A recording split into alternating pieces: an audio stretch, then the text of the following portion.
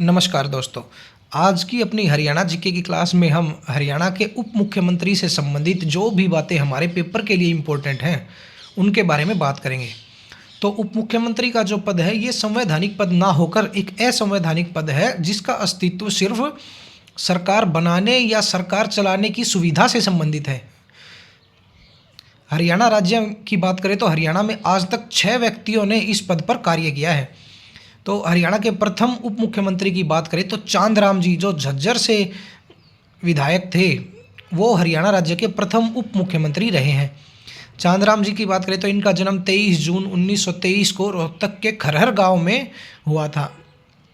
चांदराम जी हरियाणा का जो अंतरिम मंत्रिमंडल था, जो 1962 की पंजाब की विधानसभा से हरियाणा के विधायक मानकर जिनसे हरियाणा की मंत्रिमंडल तैयार किया गया था, उसमें ये हरियाणा राज्य के प्रथम कृषि, राजस्व व समाज कल्याण मंत्री भी रहे हैं। और जब हमने हरियाणा का अंतरिम मंत्रिमंडल पढ़ा तो उसमें चांदराम जी से संबंधित जो जो बातें हमारे पेपर के लिए इम्पोर्टेंट थी उसको हमने वहाँ पर किया।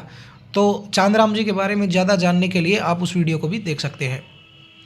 जबकि उप मुख्यमंत्री की बात करें तो चांदराम जी उप मुख्यमंत्री राव वीरेंद्र सिंह जी की सरकार में थे। चांदराम ने जो महत्वपूर्ण वीर सुनार वाला दलित आंदोलन था उसका नेतृत्व भी चांदराम जी ने किया था।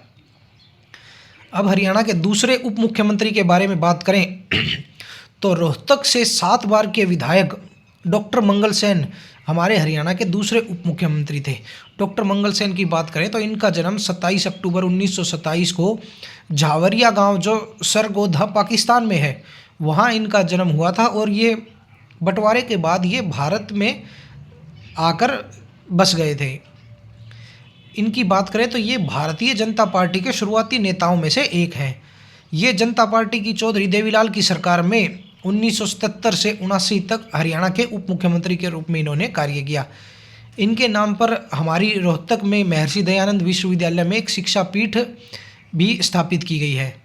और बात करें तो भारतीय रेलवे द्वारा रोहतक में एक एलिवेटेड रेलवे ट्रैक का नाम भी डॉक्टर मंगल सेन के नाम पर किया गया है। तो मंगल सेन जी जो थे वो भारतीय जनता पार्टी के वरिष्ठ नेताओं में से एक थे, जो कि हरियाणा के उप मुख्यमंत्री भी रहे और दूसरे उप मुख्यमंत्री बने थे हरियाणा के ये। हरियाणा के तीसरे उप मुख्यमंत्री की बात करें तो बनारसी दास गुप्ता जी जो भिवानी से विधायक थे, वो 1987 से 89 में चौधरी देवीलाल जी की सरकार में हरियाणा के तीसरे उप मुख्यमंत्री के रूप में उन्होंने कार्य किया। इनका जन्म की बात करें तो इनका जन्म भिवानी जिले के मानेहरू गांव में हुआ था। और इनके जीवन से संबंधित जो मुख्य बातें हमारे पेपर के लिए इम्पोर्टेंट है उसको हमने हरियाणा के मुख्यमंत्री की जो क्लास की थी उसमें हमने बनारसी दास गुप्ता के बारे में हमारे पेपर से संबंधित सभी बातें पढ़ने की कोशिश भी की। तो उनको जानने के लिए आप हरियाणा के मुख्यमंत्री वाली जो क्लास है उसको एक बार दोबारा देखेंगे तो इस बहाने आपका दोबारा रिवीजन भी हो जाएगा। हरियाणा के चौथे उप मुख्यमंत्री की बात करें तो हुकुम सिंह फोगाट जी, जिनको मास्टर हुकुम सिंह के नाम से भी जाना जाता है, जो उस समय दादरी विधानसभा से विधायक थे, ये चौधरी ओम प्रकाश चौटाला जी की सरकार में उप मुख्यमंत्री बने। ये हरियाणा के मुख्यमंत्री भी रह चुके हैं और इनके बारे में हमने मुख्य बातें हरियाणा के मुख्यमंत्री वाले चैप्टर में पढ़ी भी हैं, तो उसको एक बार फिर रिवाइज कर लीजिएगा।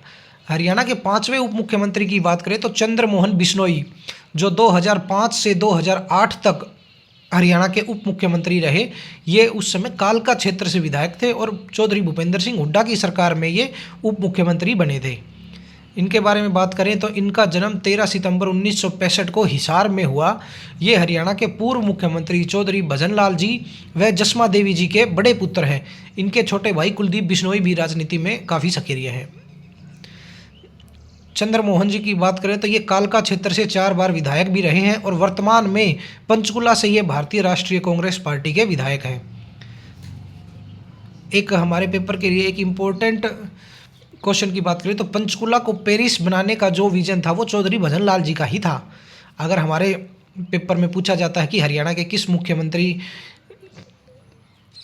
का विजन पंचकुला को पेरिस बनाने का था, तो हमारा आंसर होगा चौधरी भजन लाल।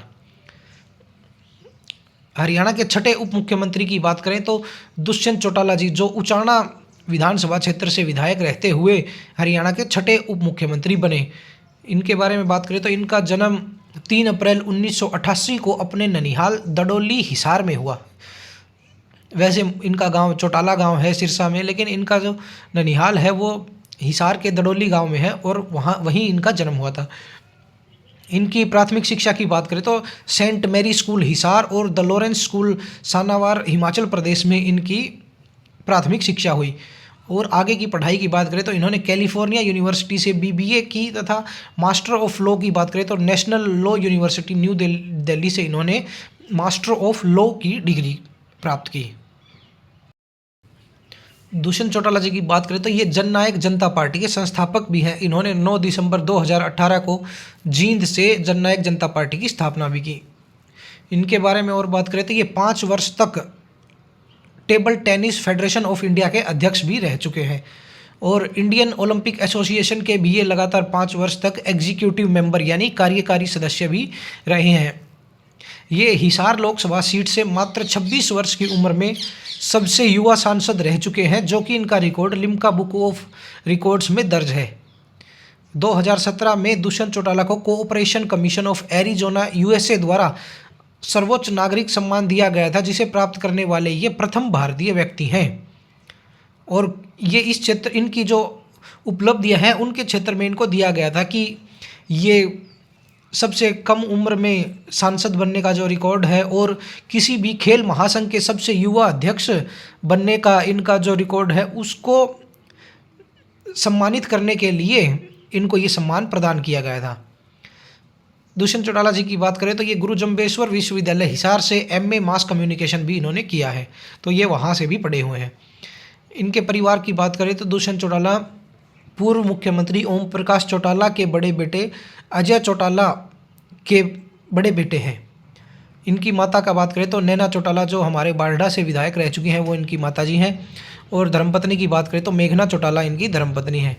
तो ये मुख्य बातें हमने दुष्यंत चौटाला के बारे में जानी और हमने हरियाणा के उन 6 उप मुख्यमंत्रियों के बारे में बात की जो हमारे हरियाणा स्टेट में काम कर चुके हैं और उनके बारे में जो चीज़ें पेपर से संबंधित थी सिर्फ वही हमें करनी है, वरना तो दुष्यंत चौटाला और काफ़ी इन लोगों में से काफ़ी नेता बहुत बड़े नेता हैं, उनके बारे में बहुत सी बातें जानने लायक हैं, लेकिन पेपर की दृष्टि से जानने लायक बातें ही हमने अपने नोट्स में शामिल की हैं।